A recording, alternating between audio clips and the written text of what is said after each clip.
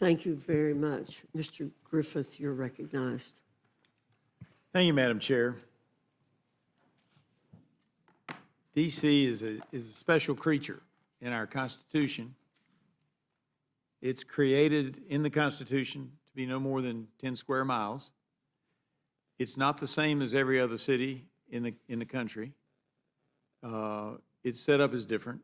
I have actually had a bill in for some time that would cede the territory that is currently the District of Columbia. You know, District of Columbia used to be bigger, and part of it was retrocessed, is the word, back to the Commonwealth of Virginia. I have a retrocession bill for Maryland to take over D.C., and then Maryland can do whatever it wants to with its charter to D.C. if we were to do that, with the exception of a few blocks where the seat of government is located. Because the Constitution says it can be no more than 10 square miles. It doesn't say it can't be less. But those issues came up. I would note, however, that sometimes people say things, and as a recovering attorney, and it is an affliction in one's life at times because you hear things differently than other folks, I just remind people that coming from the Commonwealth of Virginia, every city has a charter. That city charter is different for each locality. And further, the legislature, 100 members of the House and 40 members of the Senate, can revoke that charter and take over the city should they so choose, or revert it back to the county from which it originally came. There have been some reversions on cities that felt like they had lost population and wanted to go back to their county. But this is a tool available to the states, or at least to the Commonwealth of Virginia under its Constitution and its charters to the cities. And I would remind everybody that Virginia is a Dillon rule state, meaning that the cities do not have any power not specifically granted to them by the state legislature.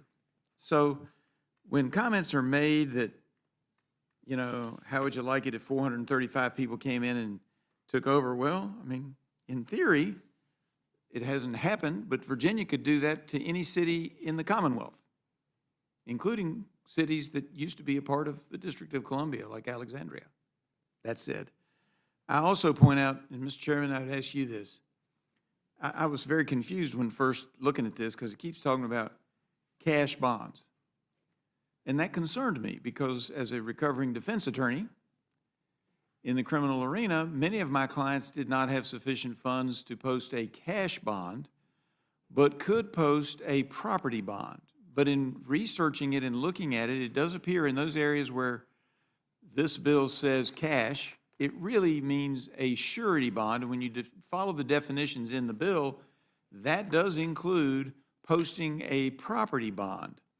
And that's important because a lot of times you'll have family members who are willing, because they're going to keep you on the right path. You've had a bad night. I think you said that, Mr. Chairman. Or I keep thinking of you as rules chairman. I apologize, Mr. Sessions. But Representative Sessions, you said sometimes you have a bad night and you do things you ought not do, and we want to make sure we protect society. I agree with that. Sometimes you just got evil people, but sometimes somebody has a bad night and they really do something bad. And if the family is willing to step in and say, yes, we will make sure that this young man or this young woman behaves themselves, they can post a property bond. That is still preserved in here as I read it. Is that not correct? That would be correct, sir. And as a part of the court, you recognize that one of the most important things that in criminal matters, when you have a DWI, most places require that you spend the night. And that is because people do not remember what they did. Well, in fact, in Virginia, there's the same would be true of drugs, that you have people that are wildly out of control. And this is a control mechanism, and as I said, to slow them down a bit. And I think that's important, an important point that would be available within this And just because we're talking legal theory, Virginia actually has on a DWI a 7-day administrative revocation of one's driver's license. So there are penalties just when you're charged. And then, of course, there are famous cases where people can't get bond because of their flight risk, even if they're wealthy. We had one recently with a rapper, spent a lot of time, if I remember correctly, spent a lot of time in jail pre-trial because there was concern about leaving to go to other countries. And that's since been resolved, but that was the nature of that beast.